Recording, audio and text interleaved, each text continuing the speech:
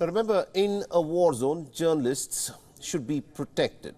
Journalists cannot be a legitimate target for armies.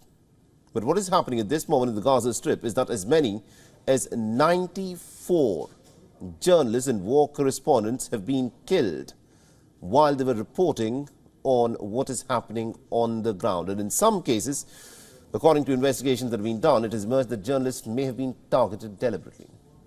Now, according to the International Federation of Journalists, 94 journalists have been killed so far this year and almost about 400 journalists have been imprisoned.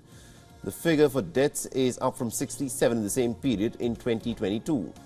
Last year, the Russia-Ukraine war had claimed the lives of the most journalists, and this year, it is the war in the Gaza Strip, which is the forefront, in which media personnel have been killed.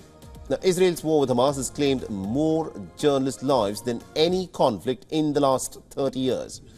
Now, according to a group, 68 journalists have been killed while covering the Israel-Hamas conflict ever since it broke out on the 7th of October.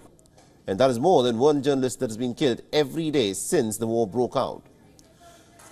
The West Asian war also accounts for nearly about 72% of all media-related deaths worldwide this year. The overwhelming majority of them have been Palestinian journalists who have been reporting from the war zone in the Gaza Strip.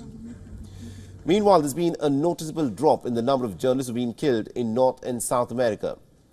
4 murders were reported from the African continent as well, and that is what has been happening to journalists as they've been covering the different wars around the world, and especially the war in West Asia. WION is now available in your country. Download the app now and get all the news on the move.